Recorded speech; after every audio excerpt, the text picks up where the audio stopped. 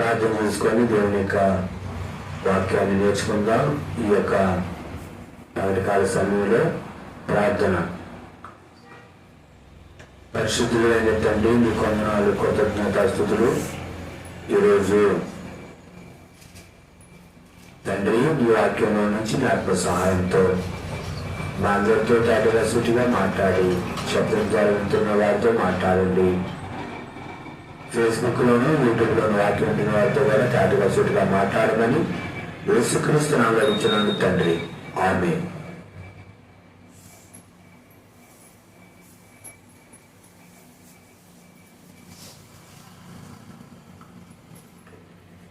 ఈరోజు మన యొక్క వాక్య అంశం ఏంటంటే, ఎందుకు రక్షించబడాలి? ఏంటి? ఎందుకు రక్షించబడాలి? ఒక వ్యక్తి అసలు ఎందుకు రక్షించబడాలి అనేది ఈరోజు మన యొక్క అంశం. మొట్టమొదటిగా ఎందుకు రక్షించబడాలి అంటే, మానవుడు దేవుని నుండి దూరం అయ్యాడు కాబట్టి రక్షించబడాలి. ఏంటండి? మానవుడు దేవుని నుండి దూరం అయ్యాడు, మొట్టమొదటి విషయం. కనుక మానవుడు రక్షించబడాలి. దేవుని యొక్క వాక్యాన్ని మనం చూద్దాం.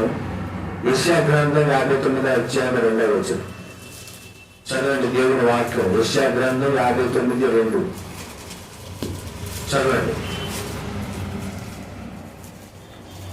పరిశుద్ధ గ్రంథంలో యెషయా గ్రంథము ప్రవక్త యెషయా ద్వారా రాయబడినటువంటి గ్రంథము 59వ అధ్యాయం 2వ వచనం దేవుని యొక్క వాక్యాన్ని మనం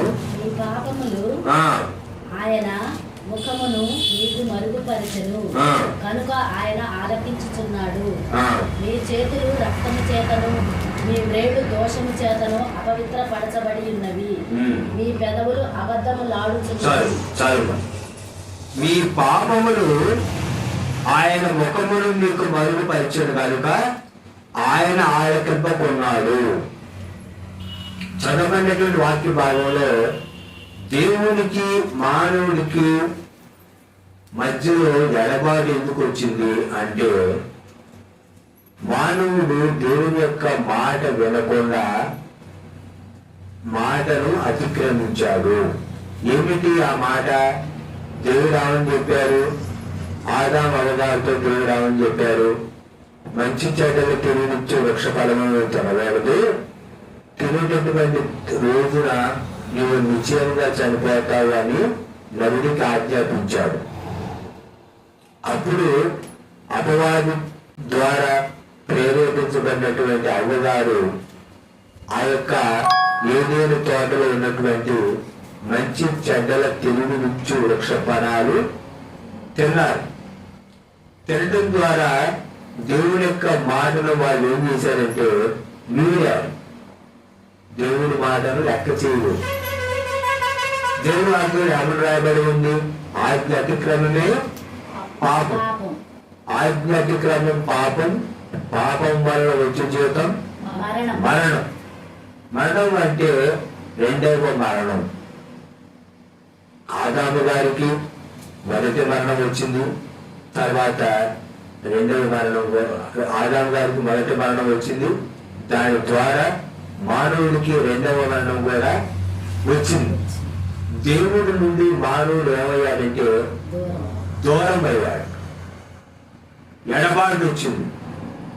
ఏదైనా తోటలో దేవుడు ఆదాము అవ్వగారికి ఇచ్చాడు. అప్పుడు సమృద్ధి కలిగినటువంటి ఏదైనా తోట నుండి, దేవుని యొక్క సన్నిధి నుండి, ఆ యొక్క ఏదైనా తోట నుండి ఆదాము గారిని అవ్వగారిని దేవుడు ఏం చేశాడు? బయటికి పంపించేశాడు. అక్కడి నుండి బయటికి వాళ్ళిద్దరిని పంపించేశాడు. దేవుడు మాట్లాడినప్పుడు ఆదాముతో, ఆదాము ఎక్కడ ఉన్నావు అని అడిగినప్పుడు ఆదాము గారు ఏమన్నారు?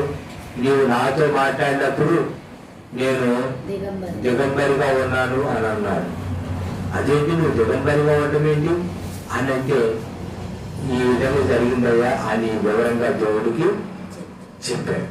దేవుడికి తెలుసు కనుక మానవుడు దేవుడి ముందు ఎడబాచాడు, దూరమయ్యాడు. అదేంటారు, మరలా దేవుడి నుండి దూరమైనటువంటి మానవుడు మరలా దేవుడికి ఏమవ్వాలి? దగ్గర అవ్వాలి. ఎలాగో మానవుడు దేవుడికి దగ్గర అవుతాడు? మానవుడు పాపంలో మరి మునిగిపోయాడు, పాపంతో జీవనం చేస్తా ఉన్నాడు, పాపంతో కలిసిపోయాడు కదా. కనుక తండ్రి అయినటువంటి దేవుడి నుండి మానవుడు దూరమయ్యాడు కాబట్టి మరలా మానవుడు దేవుడికి దగ్గర అవ్వాలి. ఎలా దగ్గర అవుతాడు? ఒక మానవుడు ఇంకొక మానవుడిని దేవుడి దగ్గర చేయగలుగుతాడా? చేయలేడు. ఎందుకంటే అందరూ పాపం చేసి దేవుడి గురించి దేవుడు పొందలేకపోతున్నారు కాబట్టి అందరూ పాపం చేశారు, అందరూ దేవుడు దూరమయ్యాడు. మరి ఎవరు ఈ యొక్క మానవుడిని దేవుడి దగ్గర చేరుస్తారు? అందుకని ప్రభువైనటువంటి యేసుక్రీస్తు వారు ఈ లోకానికి శరీరాల్లో వచ్చి ఆయన మరి నీ నా పాపాల కొరకు శిలువలో రక్తం కార్చి తన ప్రాణాన్ని పెట్టి సమాధి చేయబడి తిరిగి లేచి పునరుద్ధానుడు తప్పిపోయినటువంటి దేవుడి నుండి దూరమైనటువంటి ఈ మానవుణ్ణి మరలా యేసుక్రీస్తు ప్రభువారు తండ్రికి ఏం చేశారంటే దగ్గర చేశారు. అదే మీరు ఎప్పుడైతే మానవుడు పాపం చేశాడో దేవుడి నుండి దూరం అయ్యాడు. దేవుడి నుండి దూరమైనప్పుడు ఈ లోకమే శాశ్వతమని బ్రతుకుతున్నాడు. కనుక ప్రభువైనటువంటి యేసుక్రీస్తు వారు ఈ మానవుడిని తీసుకొని వెళ్ళి దేవుడితో ఏం చేశారంటే జతపరిచారు. ఆయన ద్వారా, ఆయన మరణం ద్వారా, అదే మీకు ఆయన మరణం ద్వారా వాళ్ళు తండ్రికి మానవుడు జతపరిచారు. అందుకని దేవునికి వాక్యం ఏమని రాబడింది?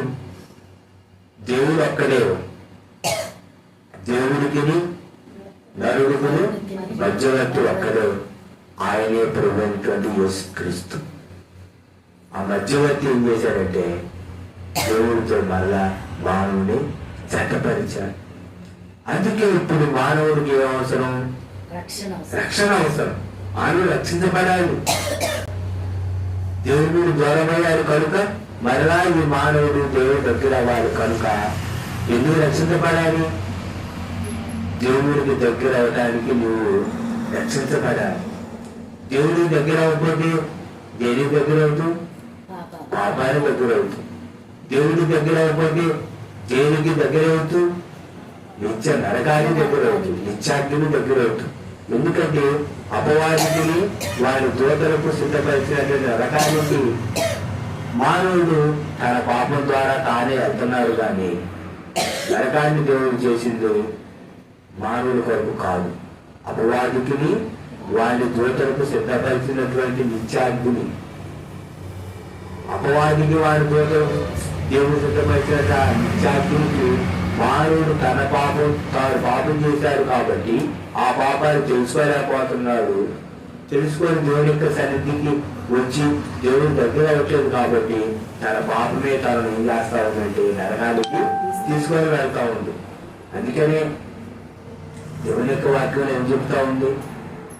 అందుకని దేవుని వాక్యం చెప్తా ఉంది, పాపం వలన వచ్చి జీవితం మరణం, రెండవ మరణం.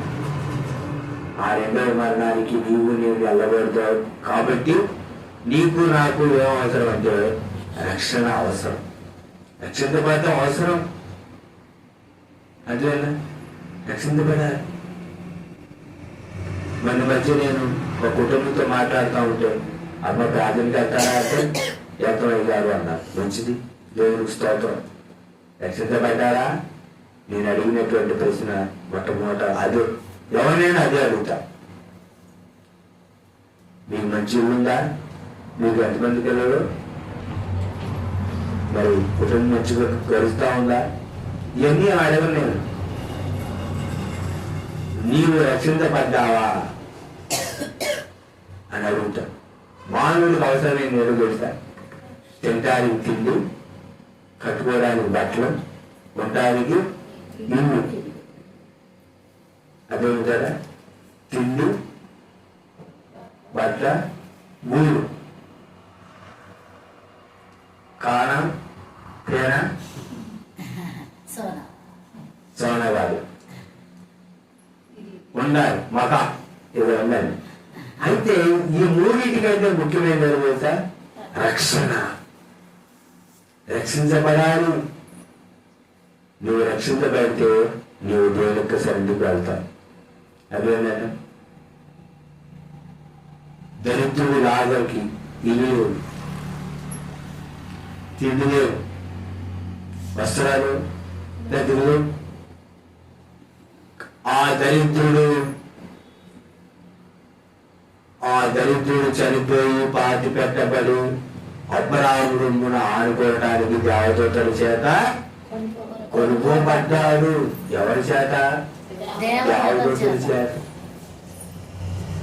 అదేంటో క్షమించాలి. ఈ లాజరు పాతి పెట్టబడినట్టు లేదు. నేను పాతి పెట్టబడ్డం అన్నదని లేదు. కానీ ధనవంతుడు పాతి పెట్టబడి పాతాళంలో పనులు ఎత్తుతూ తండ్రి రొమ్మున ఆడుకోవడం అబ్రాహాము ఆ యొక్క అబ్రాహాం గారి యొక్క వైపు తండ్రి అబ్రాహాం గారి యొక్క రొమ్మున ఆడుకోవడం లాజరు వైపు చూస్తూ తండ్రి అబ్రాహామా అంటున్నారు. ధనవంతుడు చనిపోయి పాతి పెట్టబడ్డాడు. కానీ లాజరు చనిపోయి అబ్రాహాము రొమ్మున ఆడుకోవటకు దేవదూతల చేత కొనుక్కోబడ్డాడు. రక్షించబడ్డావా? దేవుడి నుండి నేను దూరమయ్యాను, తిరిగి మరలా దేవుడు దగ్గర అవ్వాలి అనేటటువంటి మనసు నీకుందా? తండ్రి ప్రేమ ఎంత గొప్పది అర్థమింటారా? అందుకనే తప్పిపోయినటువంటి కుమారుడు ఉపమానం చెప్పారు యేసుక్రీస్తు ప్రభువు. అదే కదా, ఒక తండ్రికి ఇద్దరు కుమారులు ఉన్నారు. ఒక కుమారుడు తండ్రితోనే ఉంటున్నారు. ఇంకో కుమారుడు నేను నీతో ఉండను, నా వాట నాకు, నేను ఇంట్లో చెడిపోతాను అంటున్నాను. వెళ్ళిపోయాడు. తన దగ్గర ఉన్నటువంటి మొత్తం అంతా ఖర్చు అయిపోయింది. డబ్బులు మొత్తం. ఆకలి అవుతుంది, తినడానికి తిండి లేదు. అదే కదా, పండు కాల్చేటటువంటి పని పూజించుకొని తన యొక్క ఆకలి తీర్చుకోవడానికి ఆ పండును తినేటటువంటి ఆ పొట్టు తిని కడుపు నింపుకుందాం అనుకున్నారు. అప్పుడు ఆ యొక్క కుమారుడు ఏమొచ్చి తెలుసా? బుద్ధి వచ్చింది.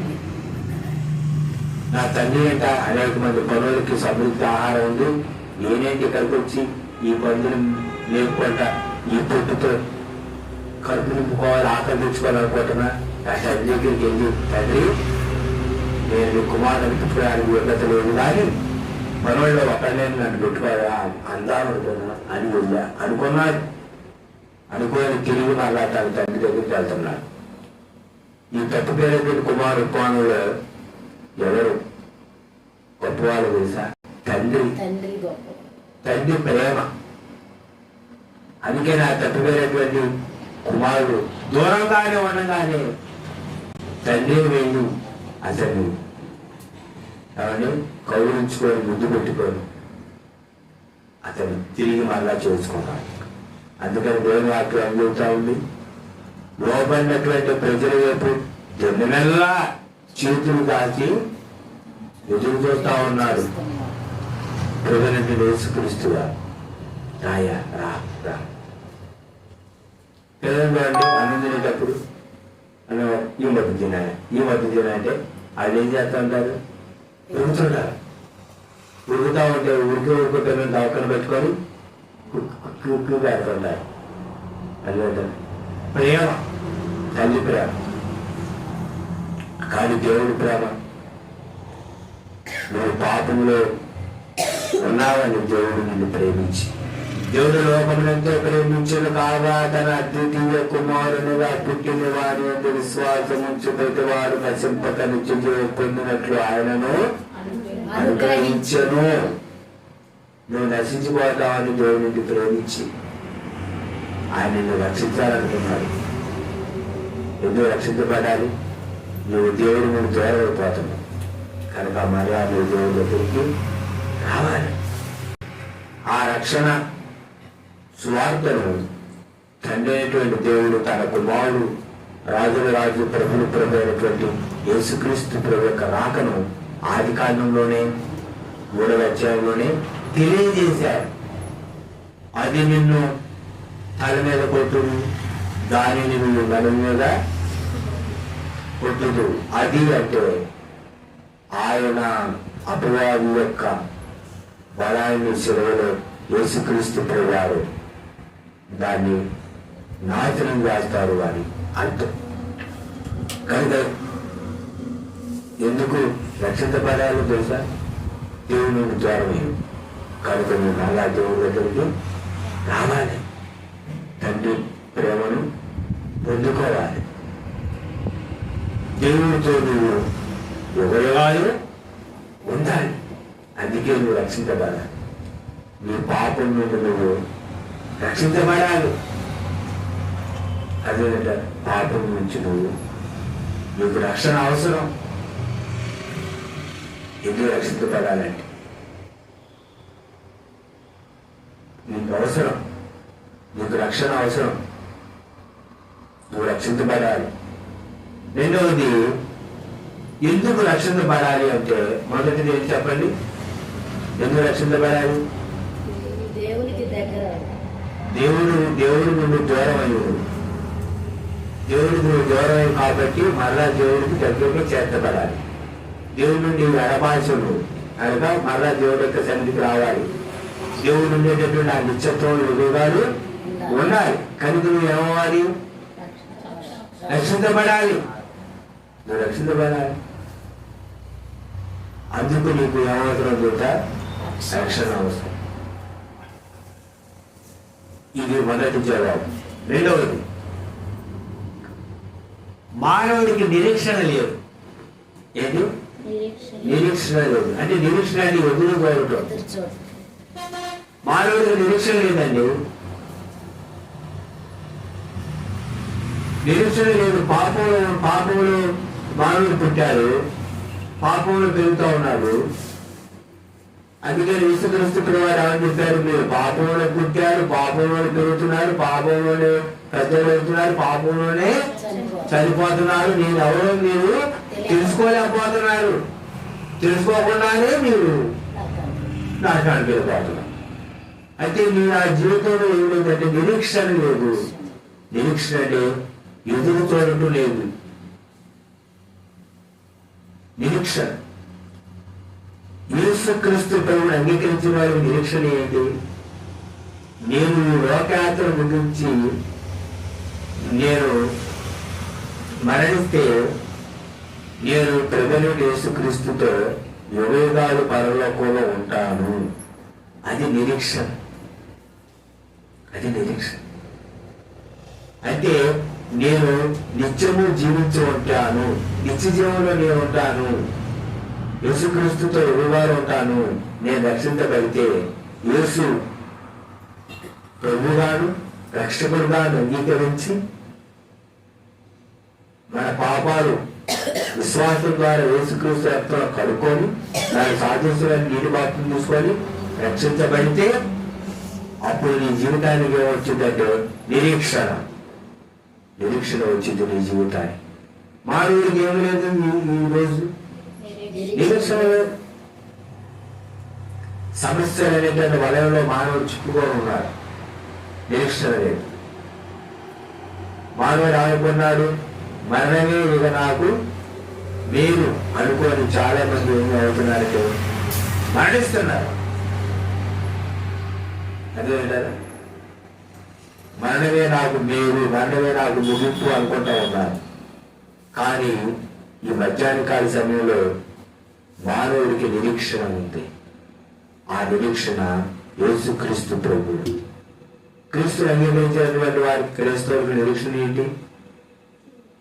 యేసుక్రీస్తులో నాకు నిరీక్షణ ఉంది, ఆయనలో నేను ఎదురు చూస్తాను అంటే వింటారు. కనుక నేను ఈ లోక యాత్రను ముగిస్తే యేసుక్రీస్తుతో ఉదయగాలు ఉంటాను, నిత్యము నేను బతికుంటా. అది నిరీక్షణ. అదే వింటారు. అందుకని దేవుని వాక్యం ఏమని రాయబడి ఉంది? నిరీక్షణ లేని ఇతరుల వలె మీరు దుఃఖపడుకున్నట్లు నేను మీకు ఈ మాటలు చెప్తున్నానని పౌలు గారు చెప్పారు. చూడండి, దేవుని వాక్యం దశలకు రాసిన పత్రిక అపోస్తలుడైన పౌలు గారు. చదవండి దేవుని వాక్యం. చూడండి 4వ అధ్యాయం 11వ వచనం. అపోస్తలుడైన పౌలు, సహోదరులారా, నిరీక్షణ లేని ఇతరుల వలె అపోస్తలుడైన పౌలు దశలకు రాసిన పత్రిక 4వ అధ్యాయం 11వ వచనం. చదవండి. సహోదరులారా, నిరీక్షణ లేని ఇతరుల వలె మీరు దుఃఖపడకుండు నిమిత్తము నిద్రించుచున్న వారిని గూర్చి మీకు తెలియకుండుట మాకిష్టము లేదు. యేసు మృతి పొంది తిరిగి లేచెనని మనము నమ్మిన ఎడల అదే ప్రకారము యేసునందు నిద్రించిన వారిని దేవుడు ఆయనతో కూడా వెంటబెట్టుకొని వచ్చును. సహోదరులారా, నిరీక్షణ లేని ఇతరుల వారిని మీరు దుఃఖపడకుండా నిమిత్తము నిద్రించుచున్న వారిని గురించి మీకు తెలియకుండా మాకిష్టం లేదు. యేసు మృతి పొంది తిరిగి లేచినని మనం నమ్మిన ఎడల అదే ప్రకారం యేసును నిద్రించిన వారిని దేవుడాయనతో కూడా వెంట పెట్టుకొని వచ్చును. యేసుక్రీస్తు ప్రభువారు నీలా పాపాల కొరకు శిలువ రక్తం కార్చి ప్రాణం పెట్టి మరణించాడు అని నీవు నేనేమవ్వాలి? నమ్మాలి.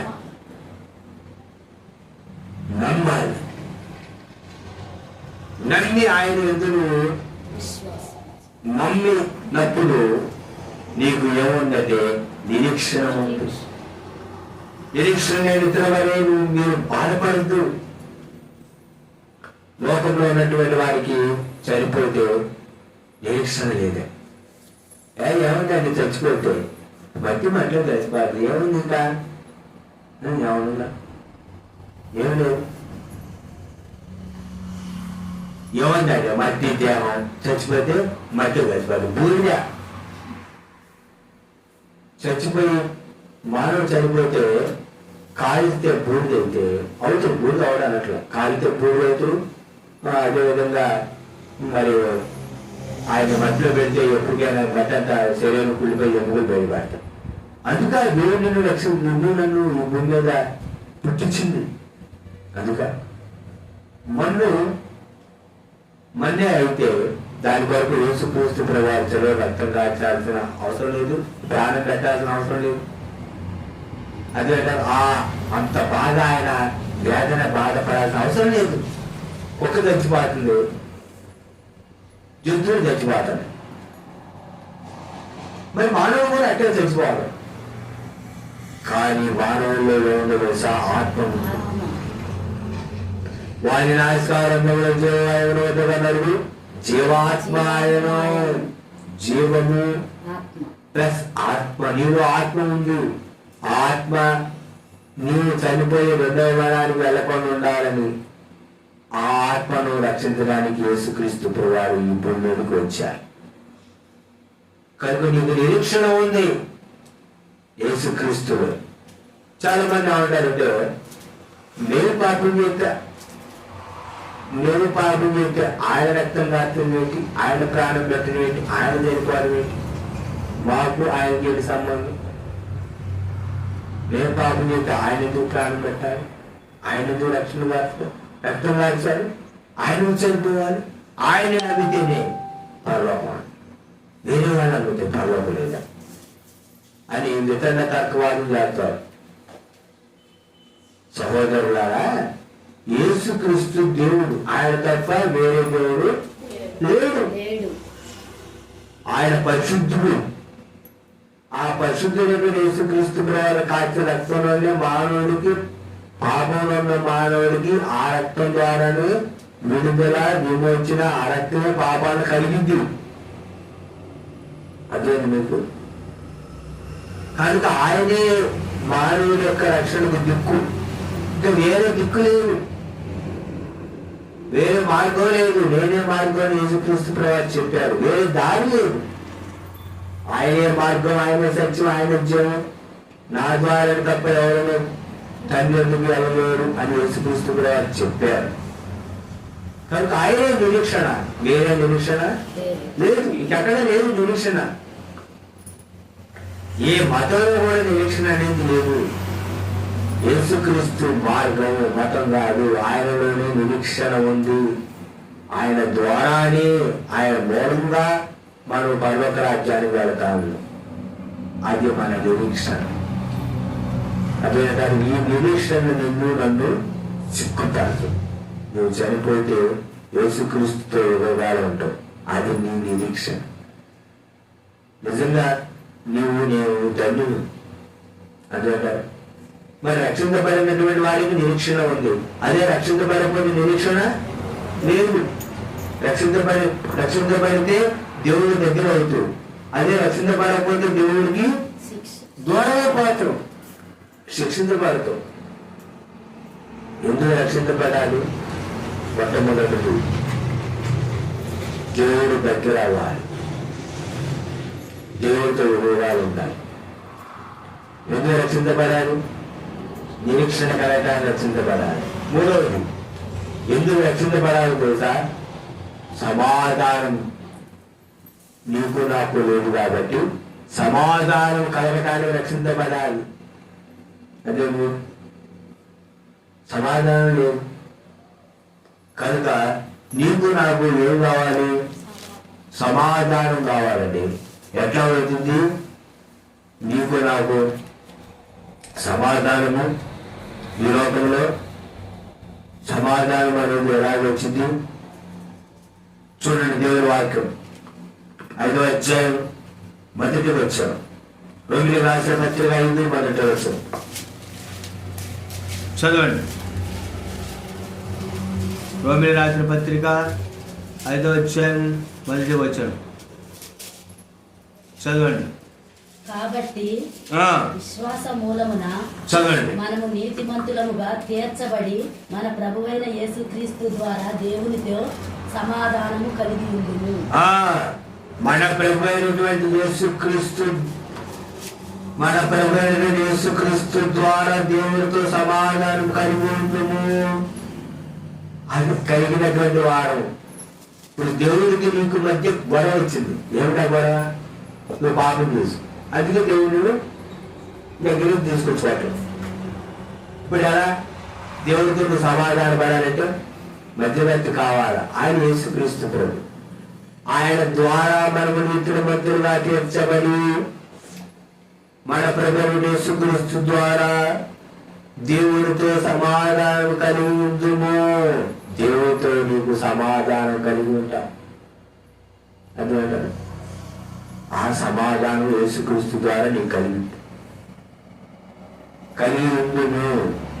కలిగి ఉన్నాము యేసుక్రీస్తు ద్వారా సమాధానం. అందుకే దేవుని యొక్క వాక్యం ఏమలేకపోతే సమాధానాన్ని కర్త అగు అధిపతి.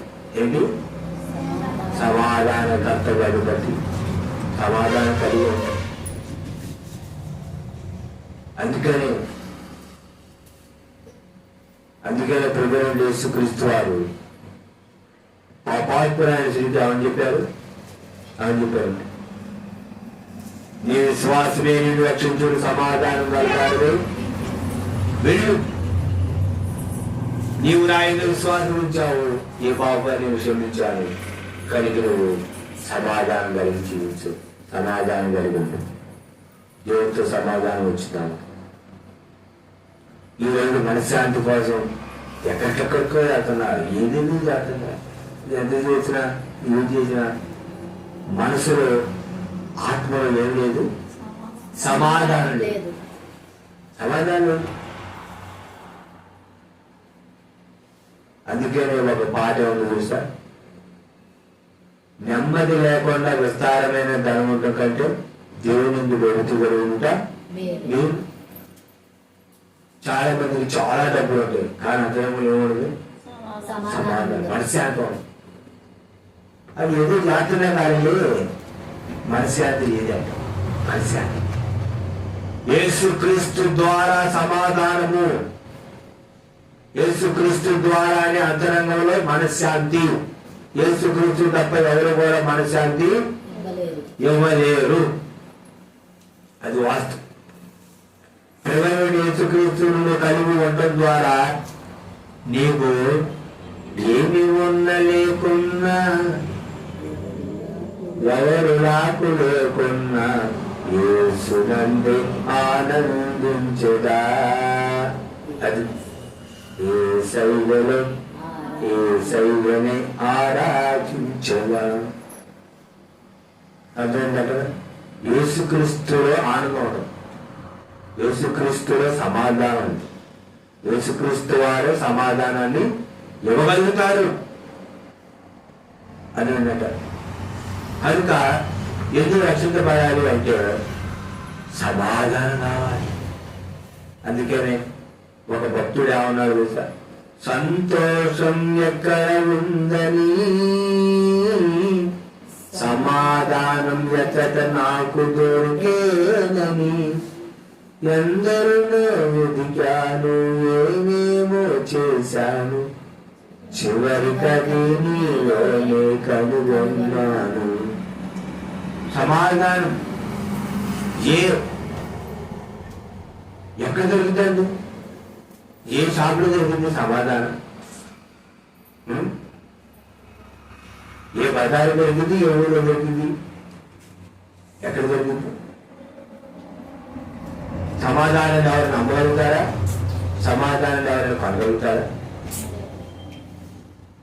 ఇంతకుముందు మా దగ్గర దొరికింది సమాధానం అంటే మరి ఎవరైనా వెళ్తారా? ఎవరు తెచ్చుకుంటారా? ఎవరు ఇవ్వలేని సమాధానం, ఎవరు కొనలేని సమాధానం. ప్రభువైన యేసుక్రీస్తు ద్వారా ఉచితముగా నీతిమంతులుగా తీర్చబడి యేసుక్రీస్తు ద్వారా దేవుడితో సమాధానం కలిగి ఉండును. యేసుక్రీస్తు ద్వారా నీకు నాకు ప్రశాంతత, సమాధానం. బయట ఈ బాహ్య ప్రపంచంలో, ఈ లోకంలో, మన విశ్వాస ఆత్మీయ జీవితంలో ఎన్నో పోరాటాలు, ఎన్నో ఇబ్బందులు ఉన్నప్పటికీ కూడా యేసుక్రీస్తు నందు నీవు విశ్వాసం నుంచి నన్ను బాప్తిస్మో రక్షించబడితే నీ అంతరంగం ఏమిటంటే సమాధానం, ప్రశాంతం. అర్థమంట. ఎంతకన్నా ప్రశాంతత వాళ్ళు కానీ ఏదో ప్రభుని కలిగి ఉంటే కొంచెం కన్నా ప్రశాంతం.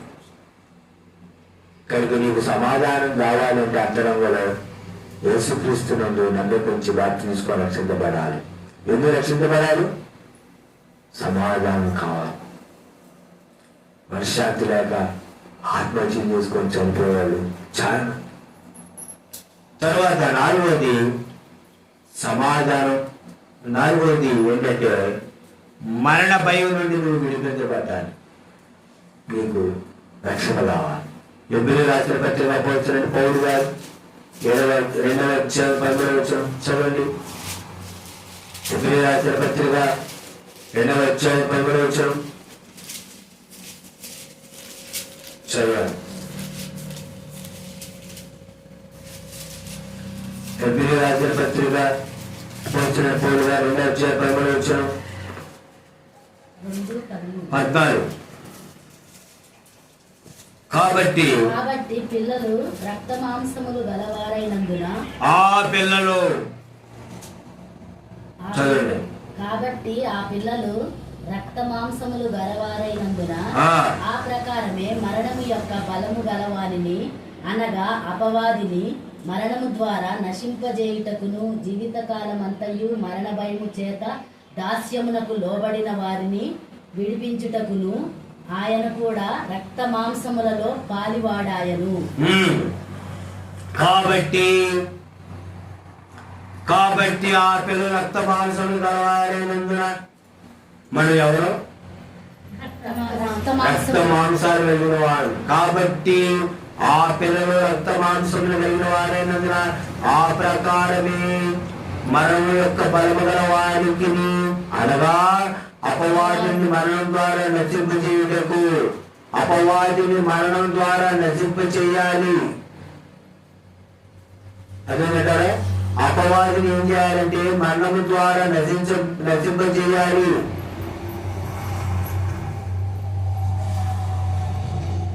జీవిత కాలమంతా మరణ భయం చేత దాస్యము లోపడినటువంటి వారిని విడిపించుటకు, జీవిత కాలమంతా మరణ భయము చేత దాస్యములకు లోపడిన వారిని విడిపించడానికి ఆయన కూడా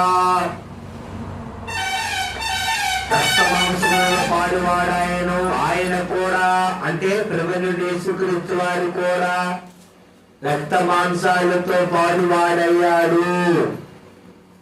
ఆయన కూడా శరీరధారిగా వచ్చి కన్యక గర్భాన్ని జన్మించి శరీరము రక్తము మాంసం కలిగి అర్థమంటారా ఈ లోకానికి వచ్చాం. మన పాప శరీరం ఏంటి? మన పాప శరీరం. ఆయనకి మన పాప శరీరం ఆయన ఏంటో తెలుసా? పాప శరీర ఆకారం. ఇది పాప శరీరం. ఆయన ఈ పాప శరీరాన్ని ఆకారాన్ని ధరించాడు. నరరూపధారి వారి భూమి మీదకి వచ్చాడు. ఎందుకంటే మానవుడు పాప శరీరంలో ఉన్నాడు. పాప శరీరం రక్త మాంసాలతో ఉంది కాబట్టి ఈ రక్త మాంసాలతో ఉన్నటువంటి ఈ మనిషిని విడిపించాలంటే మళ్ళా రక్త మాంసాలతో శరీరధారి లోకానికి వచ్చి మరణ భయం నుండి విడిపించడానికి ఆయన కూడా రక్త మాంసాలు కలిగి ఈ భూమికి శరీరధారి వచ్చి పాప శరీర ఆకారాన్ని కలిగి ఉన్నాడు. కనుక ఎందుకు మానవుడు రక్షించబడాలి అంటే మరణ భయం నుండి విడిపించబడటానికి రక్షించబడాలి. యేసుక్రీస్తు మరణ భయాన్ని విడిపిస్తాడు. యేసుక్రీస్తుని అంగీకరించినటువంటి వాళ్ళకి చనిపోయిన తర్వాత భయం భూమి మీద ఉన్నప్పుడు భయం లేదు, చనిపోయిన తర్వాత భయం లేదు. ఎందుకు? నేను చెప్పినట్టు యేసుక్రీస్తు చెప్పుకోవాలి ఉన్నా నీకు ఆ యొక్క నిరీక్షణ. నేను చనిపోతే ఈ లోకంలో యేసుక్రీస్తు దగ్గరికి నేను వెళ్తాను అనేటటువంటి నిరీక్షణ, ఆ విశ్వాసం, ఆ నమ్మకం నీకు నాకు ఉంది. మధ్యాహ్నం ఉన్నాను. నేను ఈ లోకంలో నా యాత్ర ముగిస్తే నేను యేసుక్రీస్తు దగ్గర ఉంటాను అనే నిరీక్షణ కూడా. లోకంలో ఉన్న వారికి మరణ భయం, కానీ యేసుక్రీస్తులో మరణ భయం లేదు. మరణ భయం నుండి విడిపించడానికి అదేంటారా? జీవితకాలమంతా మరణ భయం చేత దాస్యములకు లోపడిన వారిని విడిపించుటకు ఆయన కూడా రక్త మాంసంలో పాడువాడాను. ఆయన కూడా యేసుక్రీస్తు పరివారు కూడా రక్త మాంసాల పాడువాడే. కనుక నీవు నేను మరణ భయం నుంచి విడిపించబడాలంటే యేసుక్రీస్తును సొంత రక్షణ అంగీకరించాలి. అందుకు నువ్వు రక్షించబడాలి. నీవు రక్షణ అవసరం. చివరిగా ఎందుకు రక్షించబడాలి అంటే నీవు విమోచించబడాలి కాబట్టి నువ్వు రక్షించబడాలి. పాపము నుండి నువ్వు పూర్తిగా విడిపించబడాలి. రక్షించడానికి వెలుగు రక్షించడానికి మనిషి కుమారుడు వచ్చాను అన్న వాక్య ప్రకారం పాపం నుండి పూర్తిగా విడిపించబడాలి, విమోచించబడాలి. దాని నుంచి నువ్వు బయటికి రావాలి. అందుకే నువ్వు రక్షించబడాలి. నీకు విమోచకుడు అవసరం. అందుకని నువ్వు ఎవరైనా ఉంటారు, నా విమోచకుడు సజీవుడు, నన్ను విమోచించేవాడు బతికున్న దేవుడు సజీవుడు. కనుక ఆయన నన్ను విమోచిస్తాడు. అందుకే విమోచకుడు అవసరం. విమోచించబడాలి నువ్వు. అందుకు నువ్వు ఏమవాళ్ళు చూసా రక్షించబడాలి. అందుకే మనం చదువుకున్నటువంటి వాక్యంలో ఇందాక ఎవరు రాయబడి ఉంది? దేవుని యొక్క వాక్యంలో దాస్యములకు లోబడిన వారిని విడిపించుటకు, అంటే విమోచించుటకు. దాస్యం అంటే బానిసత్వం, పాపానికి బానిసగా ఉంటాయి. అందుకని యేసుక్రీస్తు వారు ఏమని చెప్పారు? పాపం చేయవాడు పాపములకు దాసుడు, లోబడేవాడు. పాపమైంది చారా బానిసత్వం, దాని నుంచి యేసుక్రీస్తు వారు విమోచిస్తారు. అందుకే నీకు రక్షణ అవసరం, అందుకు నువ్వు రక్షించబడాలి. కనుక ఈ మధ్యాహ్న కాలంలో రక్షించబడ్డావా? ఇంకా రక్షించబడలేదా? రక్షించబడినటువంటి నువ్వు రక్షణలో ఏమవ్వాలి? కొనసాగాలి. నేను రక్షించబడ్డా అనుకుంటే కుదరదు. ఇప్పుడు బస్సు ఎక్కడ ఎక్కడ తీసుకున్నావు, ఎక్కడ తీసుకున్నా సార్లు అనుకుంటే బరువుగా తీసుకుంటే ఎక్కడ ఏం చేయాలి? జాగ్రత్త పెట్టుకోవాలి. నువ్వు బస్సు దిగేదాకా ఎక్కడ జాగ్రత్త ఉంచుకోవాలి. నువ్వు పర్వతం వెళ్ళేదాకా నీ రక్షణ నువ్వు కాపాడుకోవాలి. చాలా మంది అనుకుంటారంటే రక్షించబడ్డా ఇక నాకు పర్వతం క్యారెట్. నువ్వు రక్షించబడినటువంటి ఆ రక్షణ కాపాడుకోవద్దా? ఆ రక్షణలో కొనసాగొద్దా? అందుకని దేవుని యొక్క వాక్యం ఏం జరుగుతూ ఉంది? అందుకనే దేవుని యొక్క వాక్యం ఏమైనా రాబడి ఉంది. చూడండి దేవుని యొక్క వాక్యం, చూడండి దేవుని యొక్క వాక్యంలో ఉన్నటువంటి వాస్తవం చూడండి. దేవుని యొక్క వాక్యంలో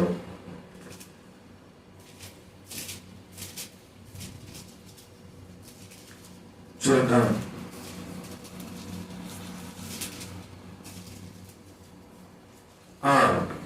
చూడండి ఫిలిప్పీ రాసిన పత్రిక అపోస్తలుడైన పౌలు గారు 12వ అధ్యాయము 12వ వచనం. అపోస్తలుడైన పౌలు గారు ఫిలిప్పీలకు రాసిన పత్రిక 2వ అధ్యాయము 12వ వచనం. కాగా నా ప్రియులారా, ఎల్లప్పుడూ విధేయులై ఉన్న ప్రకారము నా ఎదుట ఉన్నప్పుడు మాత్రమే గాక మరి ఎక్కువగా నేను మీతో లేని ఈ కాలమందును భయముతోను వణుకుతోను మీ సొంత రక్షణను కొనసాగించుకొనుడి.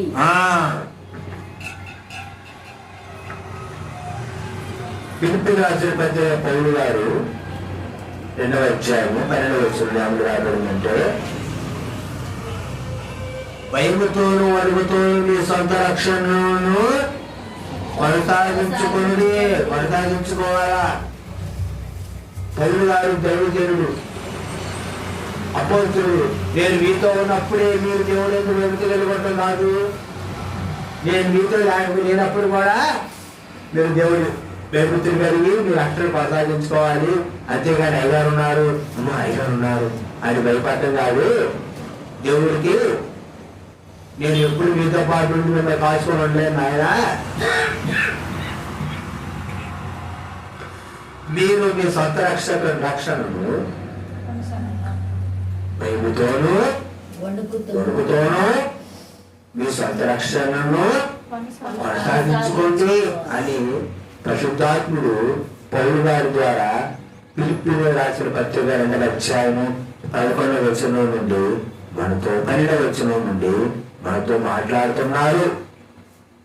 అర్థం లేదు.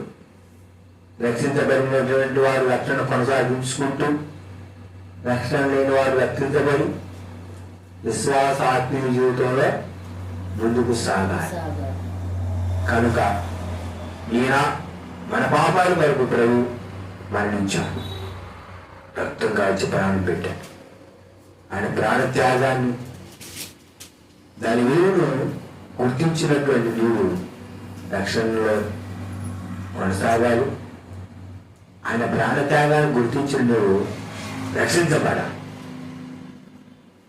ఆయన ప్రాణ త్యాగాన్ని గుర్తించినటువంటి ఆ యొక్క దొంగ పశ్చాత్తాపడ్డ, ప్రభా యేసు నన్ను జ్ఞాపకం చేసుకో అంటే, నేను నువ్వు నాతో కూడా పరదేశంలో ఉంది అని దొంగతో యేసుక్రీస్తు ప్రభువు చెప్పారు.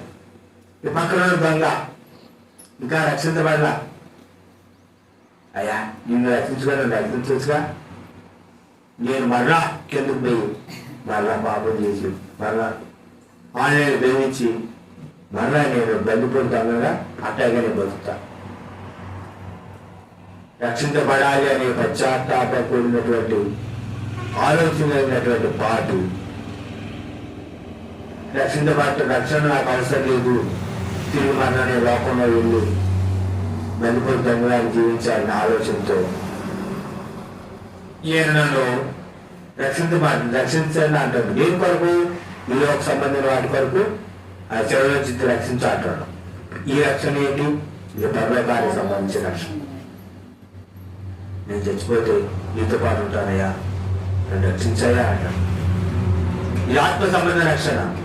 ఇదే రక్షణ శరీర సంబంధ రక్షణ. అయ్యా నన్ను ఇప్పించు, మళ్ళీ నేను బాధ కదా. కనుక నిజంగా రక్షణ యొక్క ప్రణాళికను నువ్వు గుర్తించావా?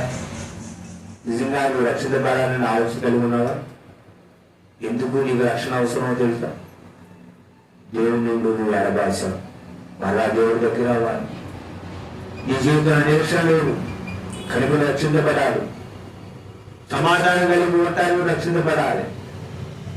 మరణ భయం ఉంది నీ మీద.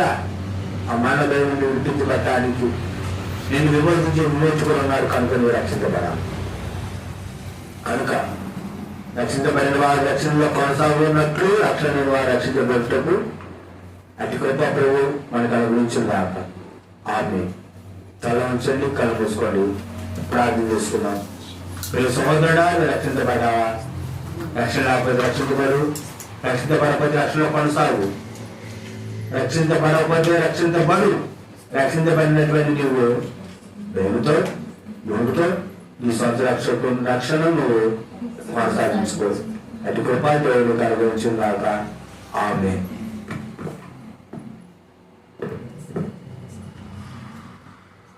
ప్రార్థన చేసుకుందాం.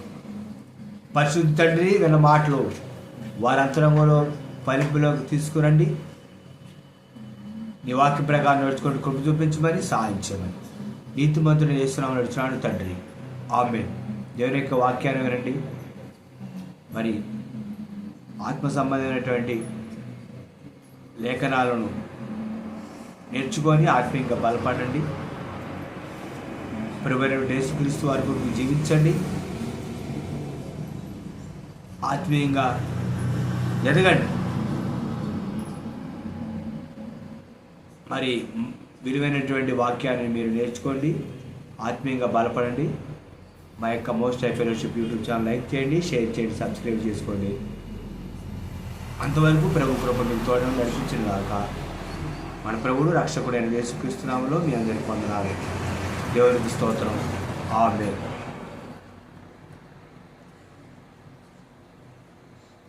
అయ్యా కానీ